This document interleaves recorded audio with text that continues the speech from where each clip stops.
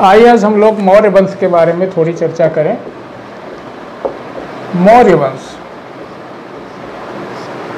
ठीक। मौर्य वंश के संस्थापक कौन थे? ये आप सब जानते हैं, चंद्रगुप्त मौर्य।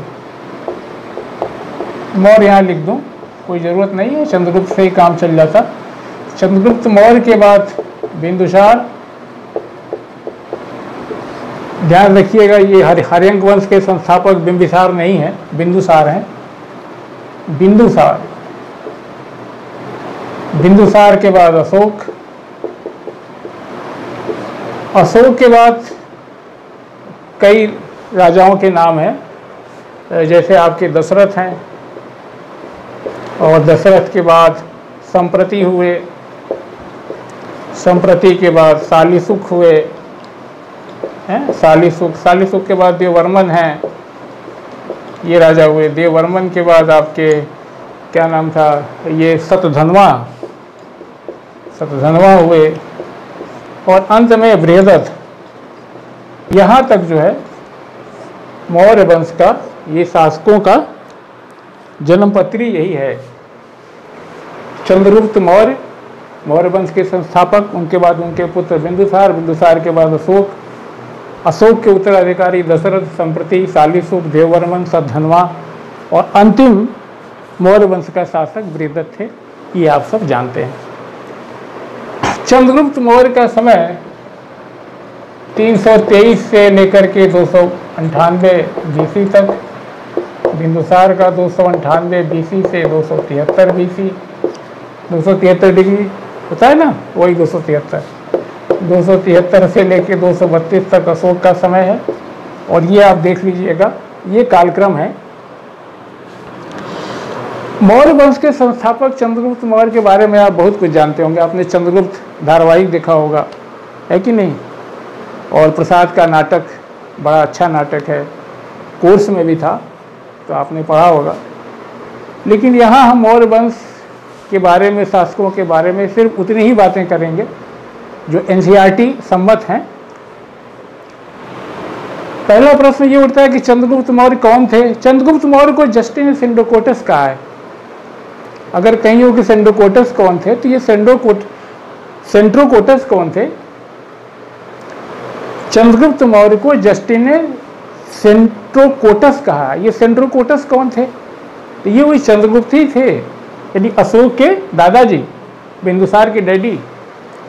और ये बताया कौन हमें? ये बात हमें सर विलियम जोन्स साहब ने बताई कि ये चंद्रगुप्त साहब, ये चंद्र कोई और नहीं है, ये जो सेंट्रोकोटस कहा जा रहा है ये सेंट्रोकोटस ही हैं। और इसी तरीके से एक स्ट्रैबो ने लिखा, स्ट्रैबो ने चंद्र को जो पोलीब्रोथम कहा है, यानी पाटलिपुत्रक पोलीब्रोथम कहा है। तो कभी आता है कि पोलीब्रोथम, तो पोलीब्रोथम स्ट्रैबो के हिसाब से चंद्रगुप्त ही हैं, चंद्र हैं। इसी तरीके से सर विलियम जोन्स ने सेंट्रोकोटस की पहचान चंद्रगुप्त मौर्य से की है। इनके नाम के बारे में हो गया। चंद्रगुप्त मौर्य थे कौन? सामान्य धारणा ये है कि एक साधारण परिवार के थे, लेकिन जो ब्राह्मण ग्रंथ हैं वो चंद्रगुप्त को शूद्र ठहराते हैं। ब्राह्मण ग्रंथों के हिसाब से चंद्रगुप्त जो थे वो शूद्र थे। ऐसा कहा जाता है कि नंदों के रनिवास में मूरा नामक एक सुशूद्र थी, उसी से इनका जन्म हुआ था। और ब्राह्मण ग्रंथों में मुद्रा राक्षस आप ले लें, या विष्णु पुराण पे जो टीका लिखी गई विष्णु मध्यकाल में, और आगे चल कर के जो है आपके ये ढूंढीराज ने जो है मुद्रा राक्षस पे टीका लिखी, ये 10वीं शताब्दी में लिखी गई, मध्यकाल में। इन लोगों ने ब्राह्मण ग्रंथों के हिसाब से चंद्रगुप्त शूद्र थे, जबकि बौद्ध साहित्य के हिसाब से बौद्ध उन्हें जो है क्षत्रिय मानते हैं। उनका मानना है कि गोरखपुर में के पास नेपाल की तराई में पिपलीवान एक जगह था, वहाँ एक गणराज्य था, वहीं उसी गणराज्य एक क्षत्रिय परिवार से शायद उनका संबंध था चंद्रगुप्त का, ऐसा मानना है। बौद्ध साहित्य में इनको क्षत्रिय माना गया है, जबकि ब्राह्मण साहित्य वाले इनको जो है, ब्राह्मण ग्रंथ जो है इन्हें शूद्र ठहराते हैं। इसी तरीके से जस्टिन ने कहा इनकी ओरिजिन हम्बल ओरिजिन थी, मामूली थे। और शूद्र कहना कौन बहुत बड़ी बात थी? जो ब्राह्मण थे और जो युद्ध करते थे वो क्षत्रिय थे, योद्धा थे, और जो व्यापार करते थे वो वणिक थे, बाकी सब शूद्र ही तो थे।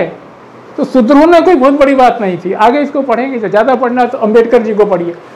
तो ये चंद्रगुप्त मौर्य जो है, इनके जन्म के विषय में ये बातें कही जाती हैं कि ये नंदों के रनिवास में कोई मूरा नामक स्त्री थी, उससे इनका जन्म हुआ था। शूद्र बताया जाता है, ब्राह्मण ग्रंथ इनको शूद्र ठहराते हैं, जबकि बौद्धों के हिसाब से, बौद्ध ग्रंथों के हिसाब से ये क्षत्रिय वंश के आते थे। और जस्टिन ने कहा कि ये हम्बल ओरिजिन के थे। ये हुई इनकी बात हो गई। थे कौन? चंद्रगुप्त मौर्य ने अपने गुरु, इनके गुरु का क्या नाम था जानते हैं ना? चाणक्य। चाणक्य को कौन नहीं जानता? गांव गांव घर घर में लोग चाणक्य को जानते। सोचिए चाणक्य आज से कितने साल पहले थे, है कि नहीं? देखिए 2023 चल रहा है ना, 2023 में से, और इतना समय जोड़ दीजिए, इतने समय पहले से चाणक्य थे, और आज तक घर घर में कोई दिमाग वाला काम करता है तो लोग कहते हैं अरे चाणक्य वाली बुद्धि लगा रहा है। तो वो उन्हीं चाणक्य की मदद से, चाणक्य को विष्णुगुप्त कहें, चाणक्य का नाम विष्णुगुप्त था, चरक ऋषि के पुत्र होने के नाते उन्हें चाणक्य कहा गया, कुटिल बुद्धि के नाते उन्हें कौटिल्य कहा गया। तो विष्णुगुप्त की सहायता से चंद्रगुप्त ने मौर्य साम्राज्य की स्थापना की। और आचार्य विष्णुगुप्त को आप जानते हैं कि वो तक्षशिला में आचार्य थे, वहीं से जो है चंद्र को ले गए, वहाँ पे शिक्षित किए, और नंद वंश का विनाश करके चंद्रगुप्त ने जो है मौर्य वंश की स्थापना की। ये एक ऐतिहासिक तथ्य है। जस्टिन ये कहते हैं कि चंद्रगुप्त ने जो है 6 लाख, हाँ जस्टिन ये कहते हैं कि चंद्रगुप्त ने 6 लाख सैनिकों के साथ पूरे भारत को रोड डाला। अब पता नहीं पूरे भारत को रोड डाला या नहीं रोड डाला, ये कितना सच है इसमें, लेकिन हाँ ये जरूर है कि चंद्रगुप्त ने उत्तर पश्चिम में 305 में, आपको पता होगा कि युद्ध करके यूनानी वायसराय, इनका नाम क्या था, सेल्यूकस निकेटर, उनको पराजित किया। और पश्चिमोत्तर भारत में जो 3 महत्वपूर्ण जगह, जैसे आप देखेंगे कि आपका जो 3 महत्वपूर्ण हिस्सा मानिए कि एक पूर्वी अफगानिस्तान से लगा हुआ सिंध का पश्चिमी क्षेत्र और बलूचिस्तान का भाग, इसको उन्होंने छीन लिया। सेल्यूकस निकेटर को पराजित किया, यूनानी वायसराय को सन 305 बीसी में, 305 में, और वहाँ पे जो है उनको पराजित किया। पराजित करने का परिणाम क्या? पराजित करने का परिणाम ये हुआ कि सेल्यूकस निकेटर साहब ने अपनी बेटी का विवाह चंद्रगुप्त से कर दिया। स्ट्राबो इस बात के गवाह हैं कि सेल्यूकस की बेटी का विवाह चंद्रगुप्त से हुआ था। और देखिए रिश्तेदारी करके उन्होंने अपना जो है, जो भूभाग था उनके कब्जे में, जैसे पूर्वी अफगानिस्तान था, बलूचिस्तान का हिस्सा, सिंध का पश्चिमी क्षेत्र, इस भाग को उठा करके दे दिया, उनको अपना दामाद बना लिया चंद्रगुप्त को। अब हारे भी कहाँ, तुम जीते हैं हम हारे, तुम्हारी विजय जय हमारी विजय जय, ये ससंधि हुई। और बदले में इनको 500 हाथी, 500 एलिफेंट इनको दिया, चंद्रगुप्त ने दिया इनको। किनको? सेल्यूकस निकेटर साहब को। जो संधि समझौता हुआ तब ये भाग जो है उन्होंने पश्चिमोत्तर भाग जो बताया कि वो ये बलूचिस्तान, पूर्वी अफगानिस्तान और पश्चिमी सिंध का ये वाला हिस्सा दे दिया, अपनी बेटी की शादी कर दी। तो ये चंद्रगुप्त मौर्य ने 6 लाख सैनिकों को लेकर के, जैसा जस्टिन कहते हैं कि पूरे भारत को रोड डाला।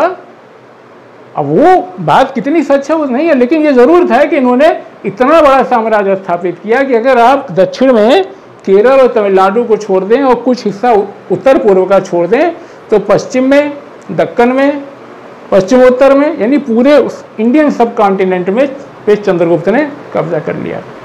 और ये जिस चीज़ की शुरुआत जो है हर्यंक वंश के बिंबिसार ने की थी, चंद्रगुप्त ने एक अखिल भारतीय साम्राज्य बनाया, और अखिल भारतीय साम्राज्य बना करके उन्होंने स्थापित किया। और पूरे भारतीय उपमहाद्वीप पे, थोड़ा सा दक्षिण के भाग को अगर छोड़ दें, उन्होंने शासन किया।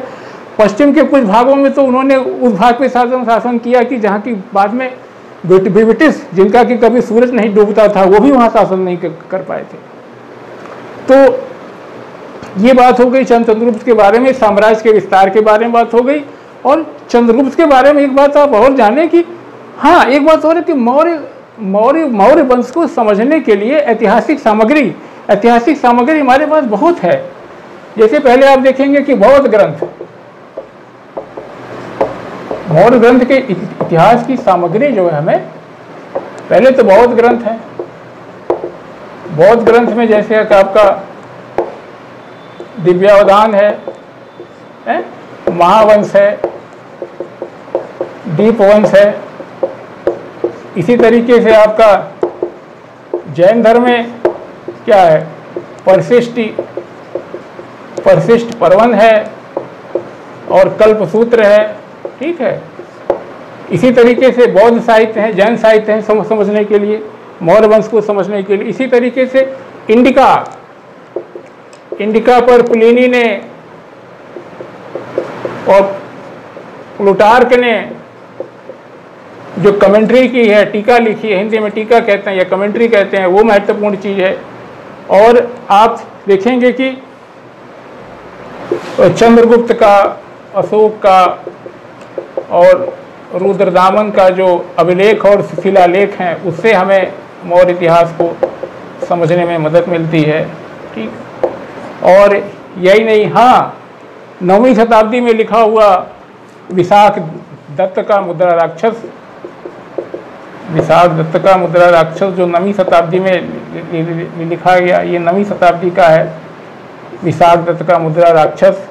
इसी तरीके से एक रचना है सोमदेव की कथा सरित सागर है।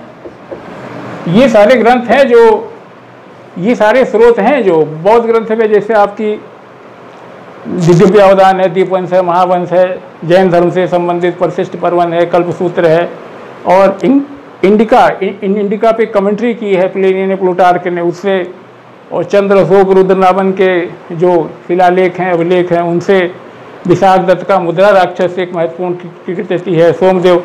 और अंत दो महत्वपूर्ण कृति, मुद्रा राक्षस बता ही दिया है विशाख दत्त की। और लास्ट बट नॉट लिस्ट क्या, अर्थशास्त्र। मौर्यों के प्रशासन को समझने के लिए विष्णुगुप्त, चाणक्य या कौटिल्य की लिखी हुई अर्थशास्त्र और मैगस्थनीज की इंडिका महत्वपूर्ण स्रोत है। मैगस्थनीज, सेल्यूकस निकेटर ने अपना एक राजदूत जो है चंद्रगुप्त की सभा में भेजा था पाटलिपुत्र में। वो पाटलिपुत्र में मैगस्थनीज रहे और वहाँ पे रहते हुए उन्होंने न सिर्फ पाटलिपुत्र के बारे में बल्कि पूरे साम्राज्य के बारे में काफ़ी कुछ लिखा। और मैगस्थनीज की कही हुई बातें अलग अलग जो है ग्रीक यूनानी इतिहासकारों ने कोट किया है, उदाहरण दिया है। उन्हीं उदाहरणों को इकट्ठा करके इंडिका को लिखा गया, इंडिका की रचना की गई। और अर्थशास्त्र कौटिल्य का एक महत्वपूर्ण ग्रंथ है। ये ध्यान रखने की बात है कि ये इकोनॉमिक्स नहीं है, ये राजनीतिक व्यवस्था, ये मौर्यकालीन राजनीतिक व्यवस्था, सामाजिक व्यवस्था और अर्थव्यवस्था, एक कहें तो एक राजनीतिक ग्रंथ है। ये दो महत्वपूर्ण ग्रंथ हैं। इंडिका बताया, इंडिका चूँकि मैगस्थनीज यहाँ रहे और उसके बाद से यूनानी विद्वानों ने उनका जगह जगह जो उदाहरण दिया, उन्हीं उदाहरणों को एक जगह इकट्ठा करके इंडिका बनाया गया, इंडिका लिखा गया है, इंडिका की रचना की गई। और कौटिल्य का अर्थशास्त्र बाद में जाकर के 1 शताब्दी बाद ही संकलित हुआ, उसमें काफ़ी कुछ मौर्य वंश के शासन पे, कि मौर्य वंश में किस तरह से राजकाज चलते थे उस पर असर पड़ता है। यहाँ ध्यान रखिएगा कि अर्थशास्त्र जो है ये राजनीतिक, प्रशासन, समाज और अर्थव्यवस्था तीनों पे बहुत अच्छी तरीके से प्रकाश डालता है। तो मौर्य जो है सही अर्थों में संपूर्ण शासक थे। उन्होंने संपूर्ण राजा की जो शक्ति होती है, सारी शक्ति स्वयं के पास रखी। और अर्थशास्त्र की अगर हम माने, अच्छा, अर्थशास्त्र में जो विष्णुगुप्त, कौटिल्य या चाणक्य की रचना है, अर्थशास्त्र में 15 अधिकरण,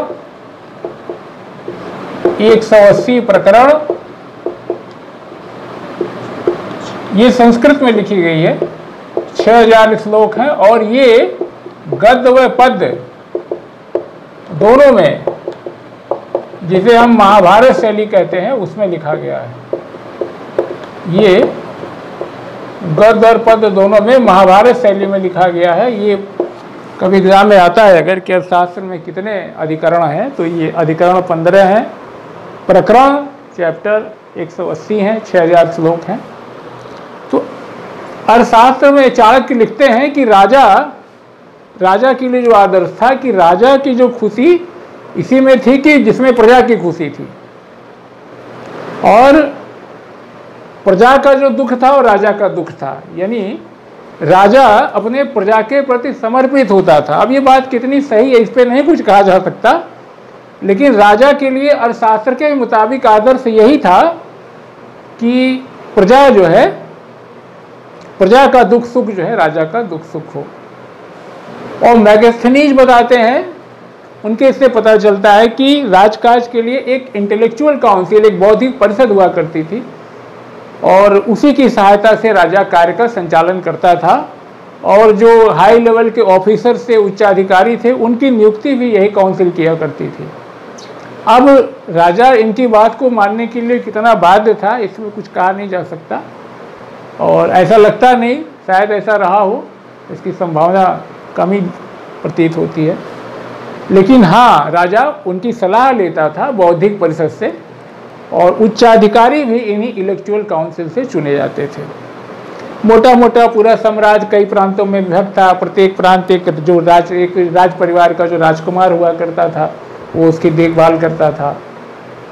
और खुदाई से पता चला है कि मौर्य काल में नगरों की संख्या बड़ी संख्या थी, काफ़ी संख्या थी, जिनमें उज्जैन, तक्षशिला, कौशाम्बी और आपका पाटलिपुत्र महत्वपूर्ण है। मैगस्थनीज भारत में लिखते हैं कि भारत में कई शहर, मैगस्थनीज इस बात का ऊपर प्रमाणित करते हैं कि भारत में कई शहर थे, उनमें पोलिबोथरा जो है महत्वपूर्ण था। मैगस्थनीज जो है पाटलिपुत्र को पैलिबोथरा कहते हैं। पलिबोथरा, ये पाटलिपुत्र को पॉलीबोथरा कहते हैं। ये पॉलीबोथरा एक ग्रीक वर्ड है, यूनानी शब्द है, जिसका मतलब होता है कि द्वारों वाला नगर, ए सिटी ऑफ गेट्स, द्वारों वाला नगर। और ये पाटलिपुत्र कहा जाता है, ये गहरी खाई में था और चारों तरफ से लकड़ी की दीवार बनी हुई थी जो करीब 570 टावर पे टिका हुआ था, और इसमें 64 गेट थे, 64 दरवाजे थे। और आज जब वहाँ खुदाई हुई तो खुदाई में भी ये पता चला है कि लकड़ी की दीवार वहाँ मिली है, लकड़ी के मकान मिले हैं, और ये पता चला है कि पाटलिपुत्र वाकई में खाई में ही था, जिसे कि मैगस्थनीज पाटलिपुत्र को ध्यान रखिएगा पलिबोथरा कहते हैं। ये यूनानी वर्ड है, इसका मतलब होता है द्वारों वाला नगर, और 64 दरवाजे थे। ये खाई में स्थित था पलिबोथरा, और जो 570 टावर लकड़ी के थे उनके चारों ओर जो है उस पर टिका हुआ था, और 64 दरवाजे थे।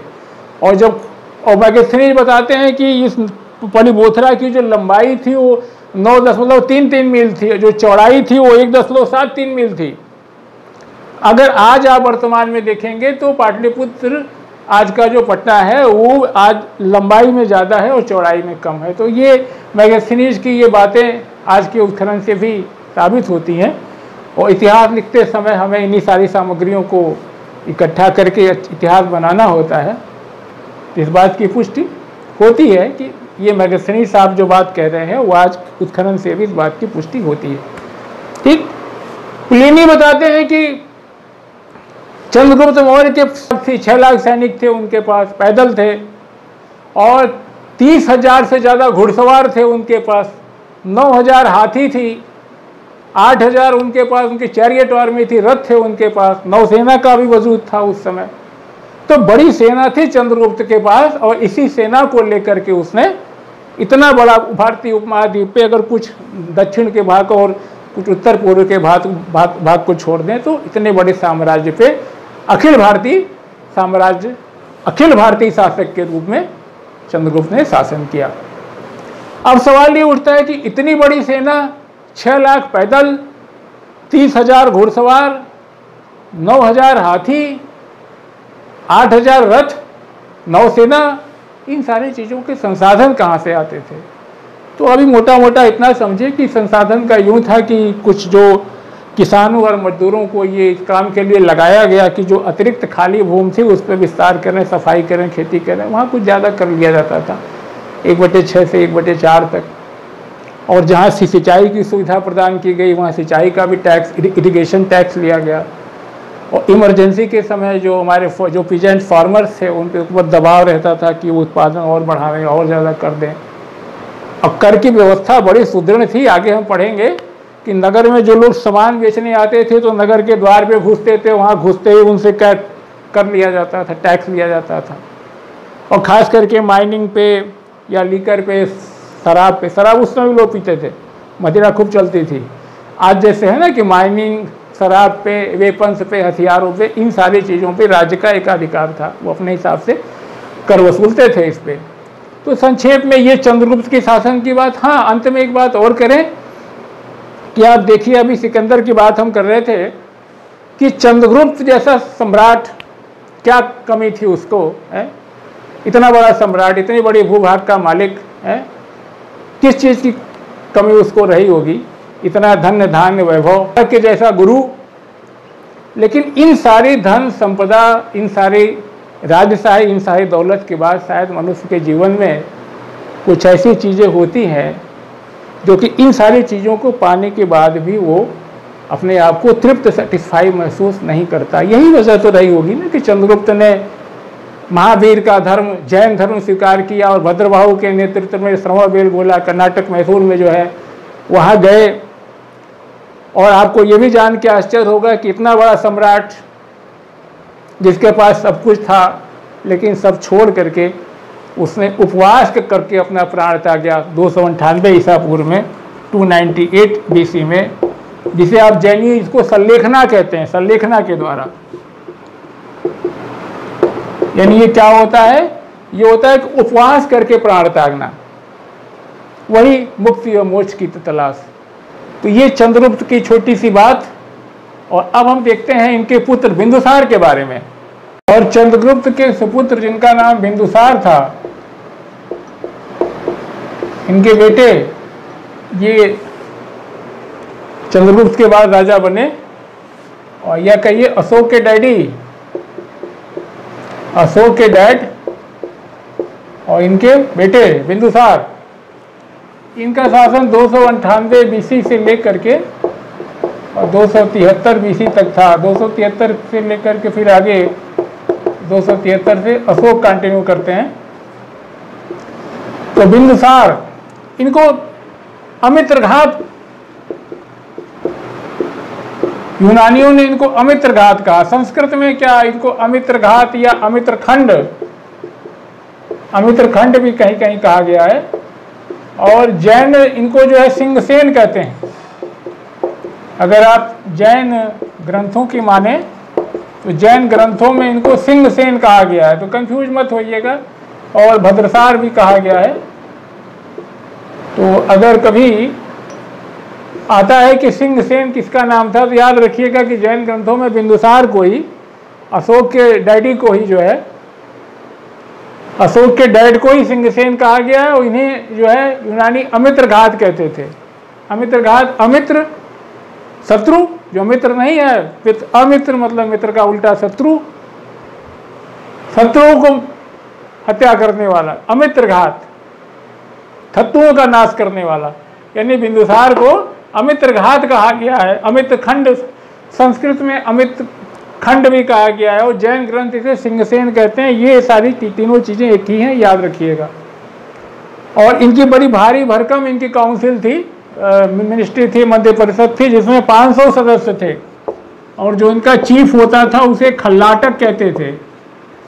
कभी आ जाए कि मंत्रि परिषद का प्रधान बिंदुसार के समय में होता था, तो याद रखिए खल्लाटक, ठीक, खल्लाटक। और दो महत्वपूर्ण घटनाएं इनके समय एक है कि दो देशों ने राजदूत इनके यहाँ भेजे थे।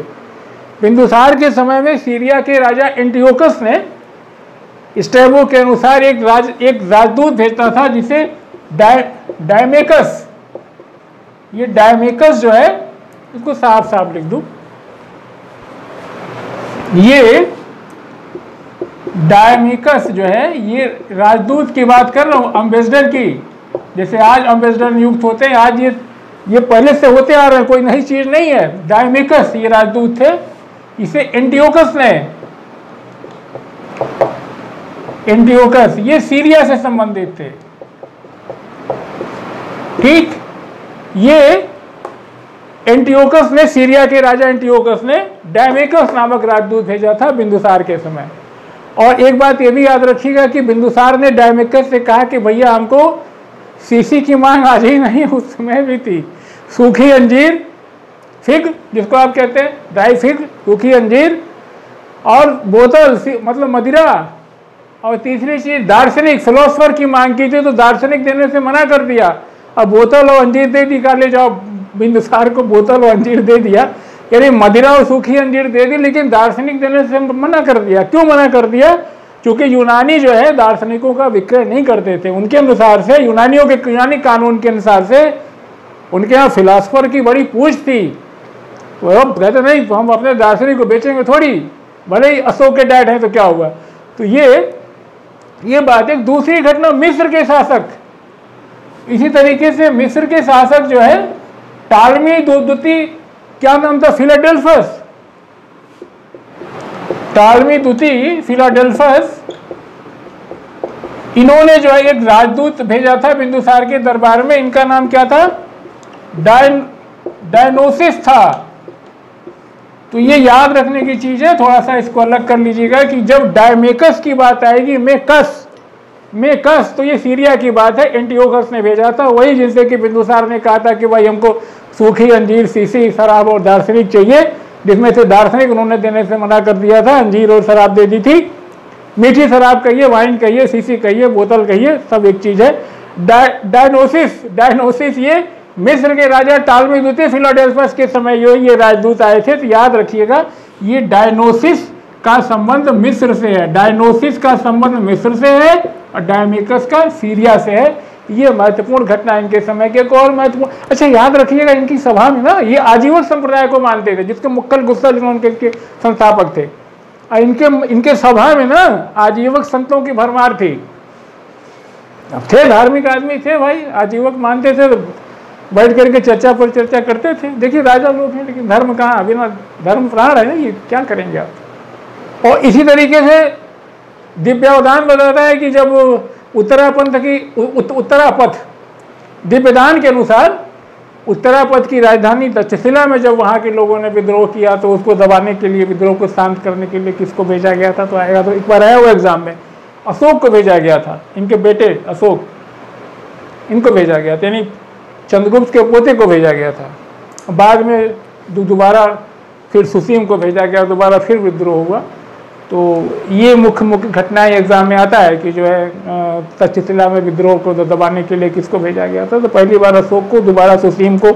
याद रखिएगा 2 राजदूत आए थे, एंटियोकस सीरिया, डायमेकस, और ये मिस्र के टालमी द्वितीय फिलाडेल्फस के समय ये डायनोसिस थे। ये 2 एम्बेसडर आए थे, राजदूत आए थे। ये महत्वपूर्ण घटना है।